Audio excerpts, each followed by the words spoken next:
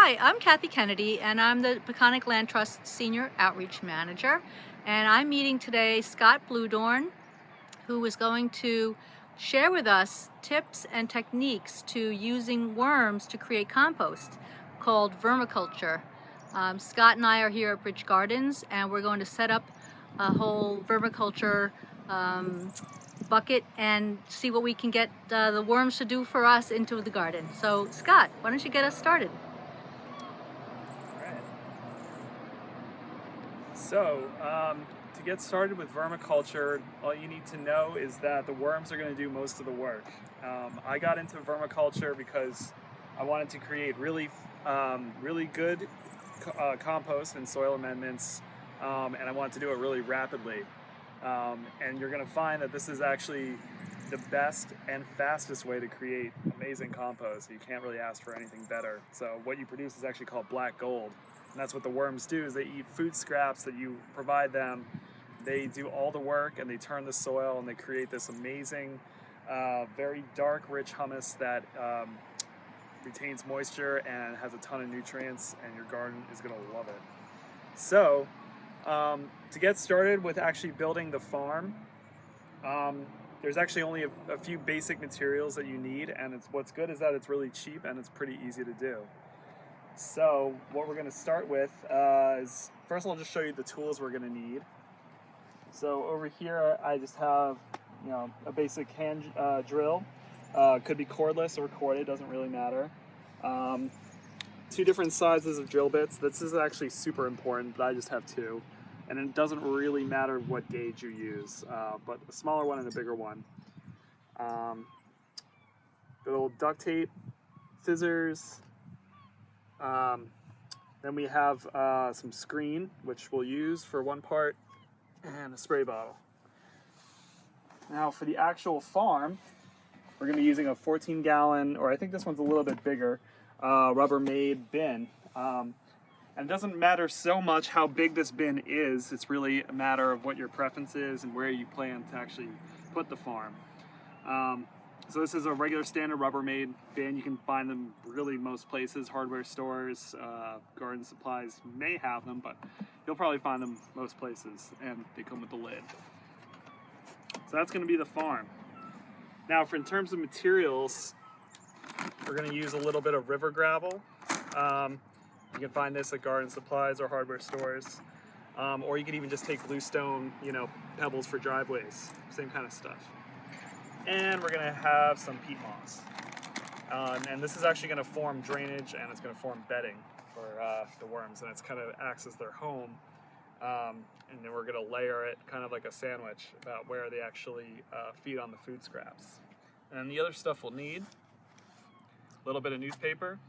You really don't need much, just one edition is probably all right.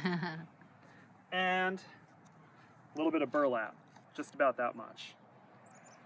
Just about big enough to actually cover the farm itself. So, we'll get started. So the first thing we're going to do is take the drill, and we're going to drill holes for drainage in the bottom.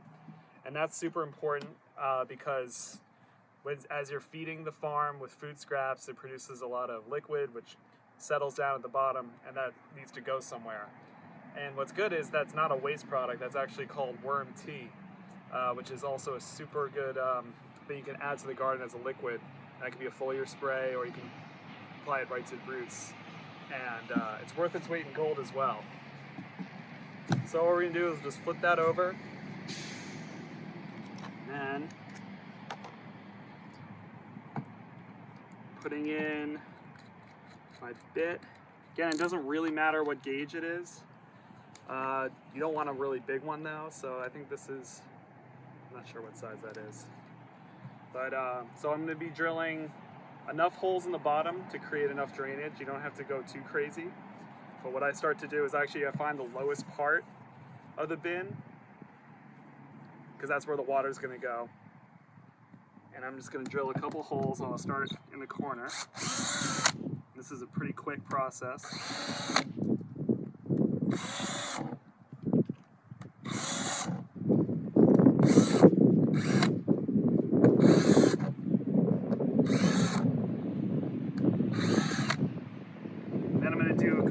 outside too.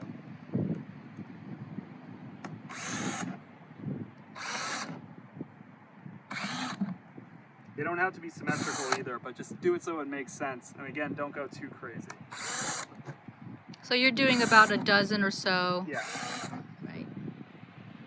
And if you don't have a drill, I suppose you could use like a screwdriver and a hammer and just make holes. Yeah. If you don't have a drill, you could actually use regular scissor if it's in a super heavy plastic,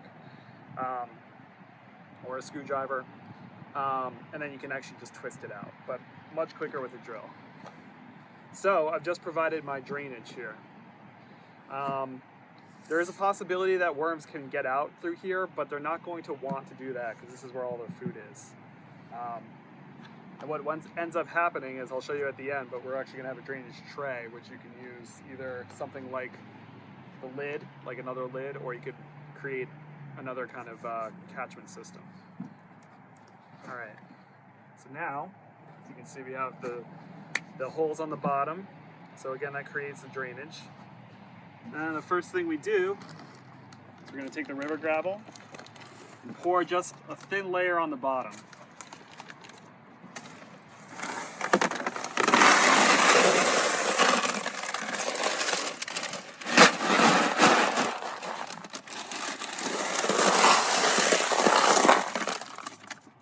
Perfect, actually. Good. So that was a 2-pound bag, I think, wasn't it? 2 pound, yeah. No, 5-pound bag. 5 pound. 5-pound bag. Okay. So what this does actually is just the same way that soil works, where water can percolate through stones. This just makes it so that there's even kind of drainage. So we got a nice even layer on the bottom, just enough to cover the holes. The next thing we do, take the peat moss. And this is, I think, 2-pound bag, 10 quart. Right, so yeah, I think it's about 2 pounds. We're gonna pour, again, not too much, maybe about a 2 inches layer.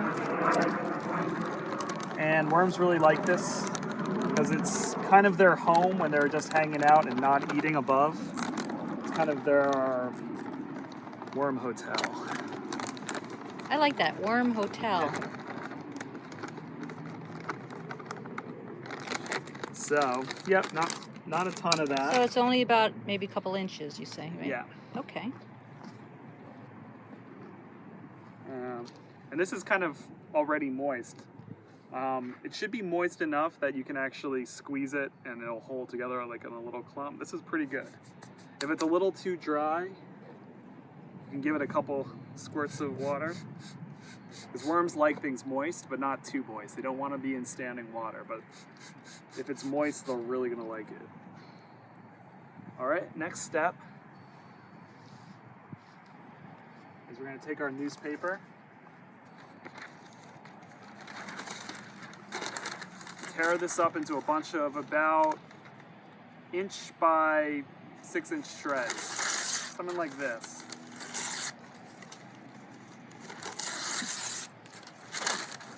And we can just kind of mush that up like this.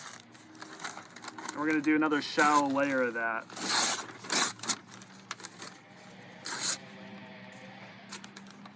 So again, we're just creating the bedding that the worms like to just call home. Eventually this is all going to biodegrade into your compost and it's totally fine to use. But yeah, important probably to use newspaper versus magazine paper or anything with a lot of toxic ink. You definitely don't want that in there. That makes sense, right?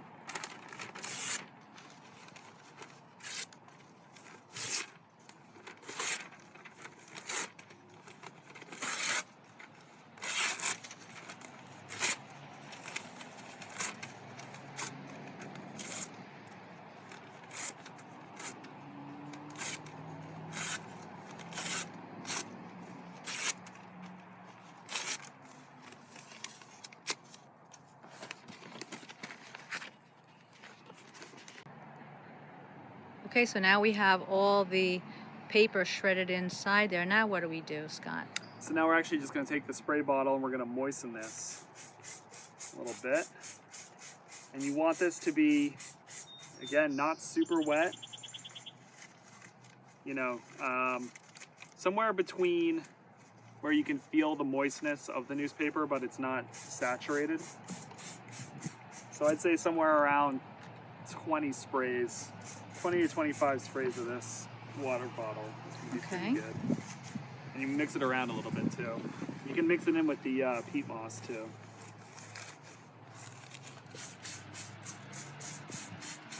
Maybe 30 sprays. Depends. Again, yeah, you definitely don't want it too wet.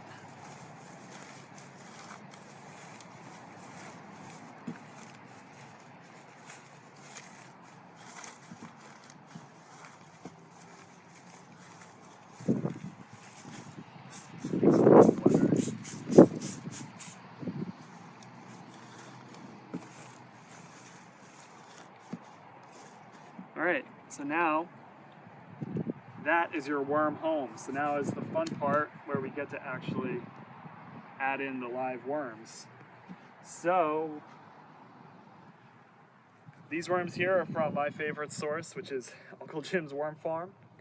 And I've gotten worms from this place for 10 years or so, and they're always great, and they arrive live in the mail in this bag. They're always guaranteed alive. But once they come, you want to get them into their home as quickly as possible. So these are also called red wigglers, and these are like the best composting worms. So if you go to Uncle Jim's Worm Farm and you're looking for composting worms, look for red wigglers, and they're really tall, so they're not like the earthworms you might be, familiar with. They're much smaller, but they're really hungry, and they're going to eat their weight in food scraps every week. Wow. Pretty awesome. Or more. Depends on how much is in your farm. So I'm just going to take this and kind of gently put the live worms right in there.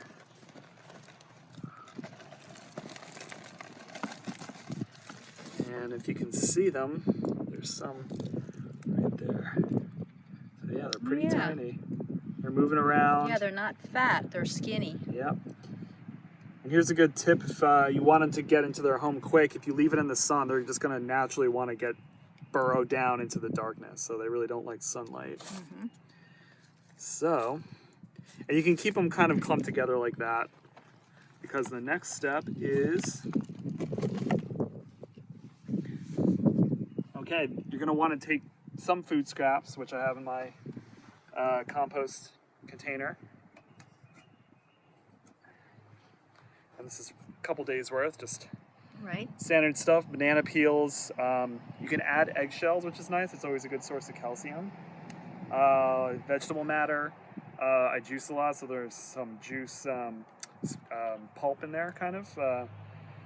And it's nice because it's already pre-broken down, so that's going to go really quick. Great. So the stuff that you don't want to give them is no meat, no dairy, no oils, nothing that can get rancid, no bones.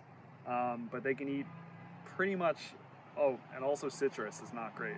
It's a little too acidic. Coffee grounds are awesome.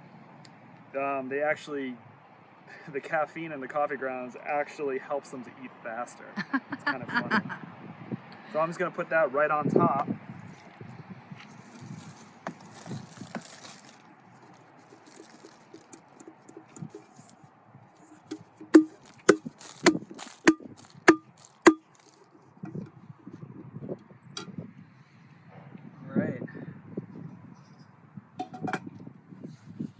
So now they're in there, they have their food source on top, and this is the way you actually are feeding them, is you just put your compost, the food scraps right on top, and eventually this is going to turn into a really nice dark black gold hummus. And I'll cover about how you actually harvest that once we finish up here. So the last thing I'm going to do before I actually close it up and put the air holes in is, this is kind of an optional step, but it's pretty useful for controlling flies. Is taking burlap. You can place that right on top. Again, that actually keeps moisture in and also kind of helps to keep flies down, which can be a problem if they do get in. But that's essentially there. And then, so we have our top. And then the last thing you want to do is make sure that you have air filtration holes. So for that reason, I actually take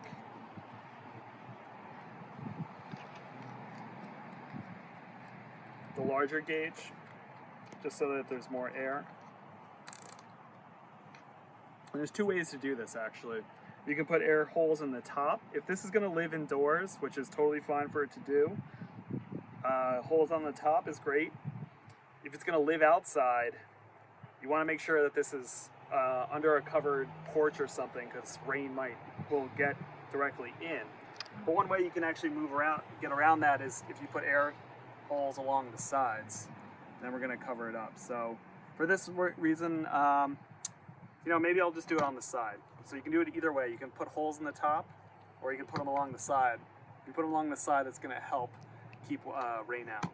Yeah, I'm not sure where Rick is planning to put this at Bridge Gardens, Yeah. but I know that it will live here, so and it will be outdoors. Okay. So probably the sides So would we'll be do the great. sides, Yeah. All right. So I'm going to do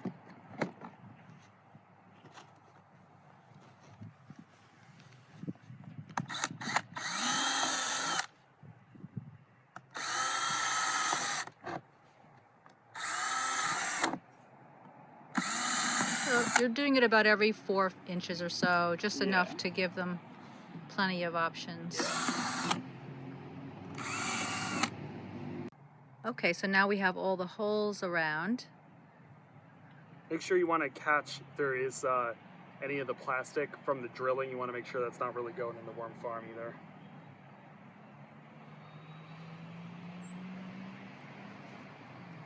So I put holes in the side because this one's going to live outside. And if it's going to go outside, this is a pretty important thing to do. Because I'm getting screen, which you can get at any hardware store. Right? I'm going to cut kind of a thin strip of it.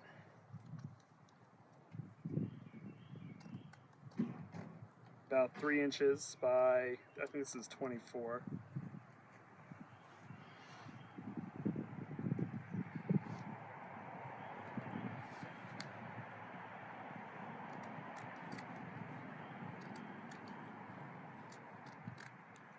If this is going inside, this isn't going to be much of a problem, unless you do have a fly problem inside, but this is essentially to be keeping flies out.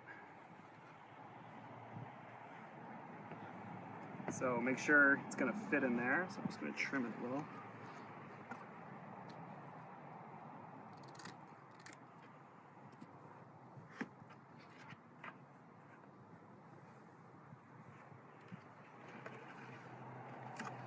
There. Then I'm going to use duct tape. Make sure it's like a good waterproof duct tape. Okay,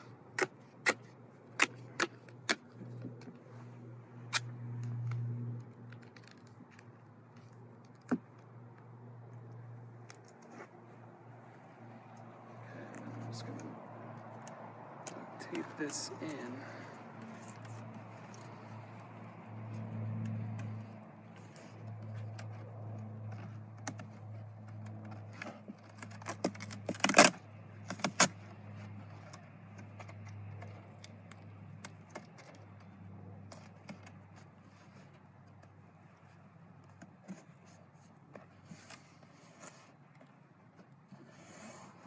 Alright, that's the top.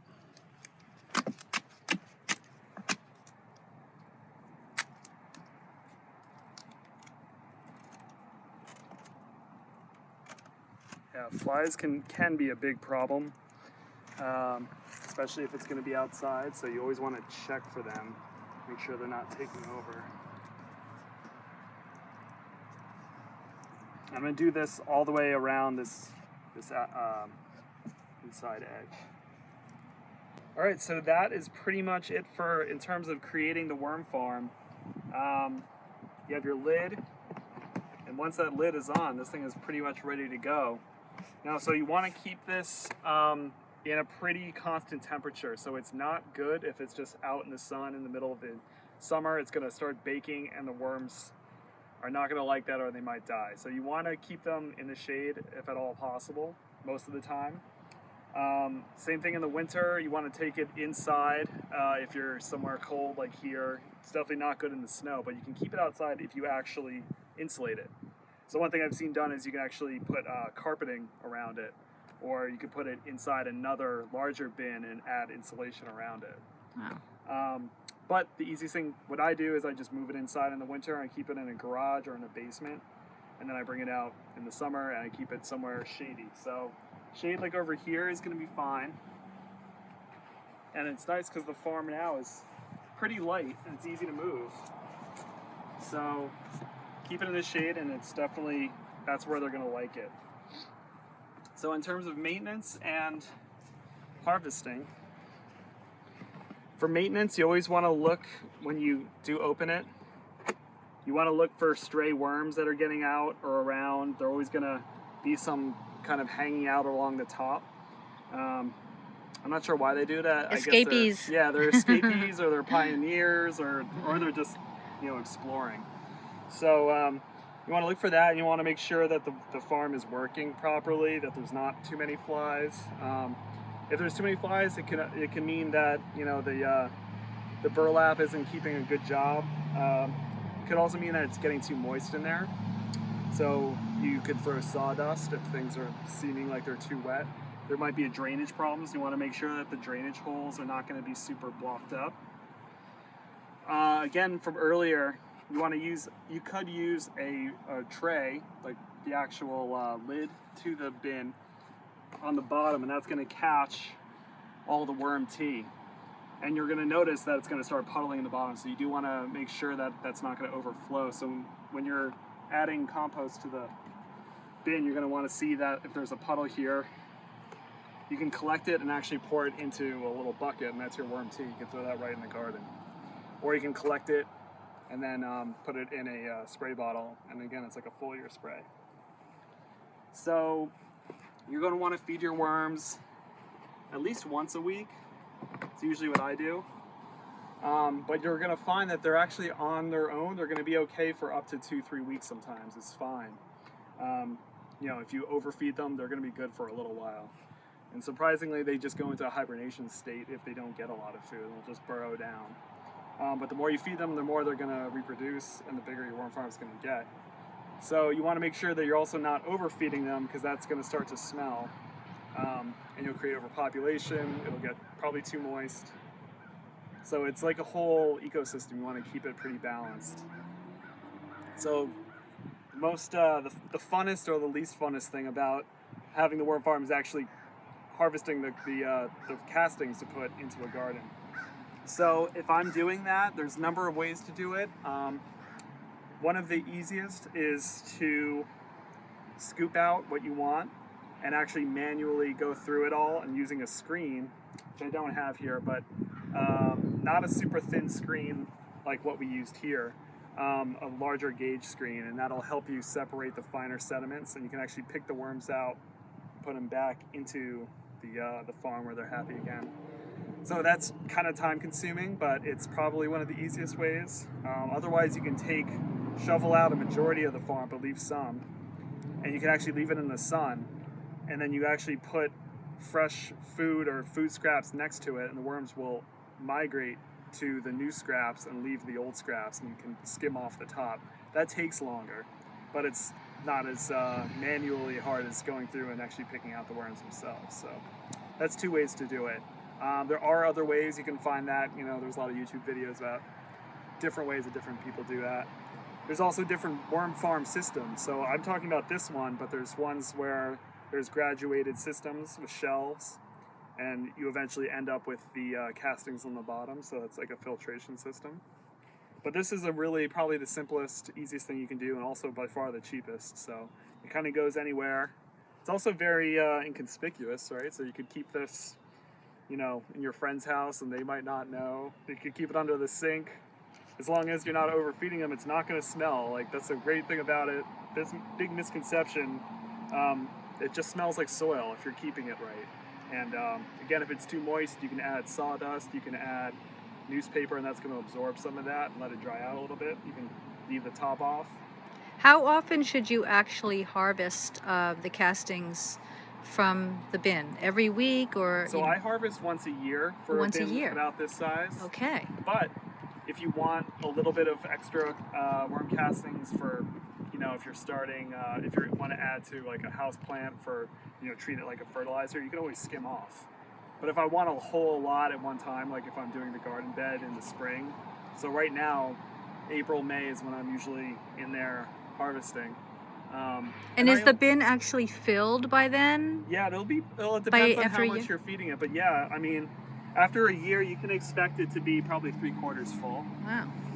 And that point, it'll be pretty heavy. But it really depends on what you're feeding them, how much you're feeding them, how well everything is working. So there is a lot of balance, and there is a little bit of learning. Yeah, you don't want to neglect it.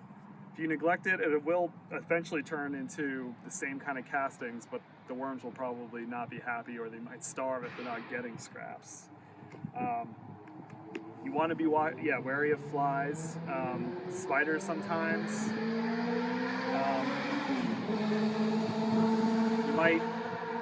You might actually see little mites. I mean, this can become a whole living ecosystem. Those things aren't necessarily bad unless they're taking over. It just means that it's really alive in there, so there's a lot of microbes, and that's why it's such a good soil amendment.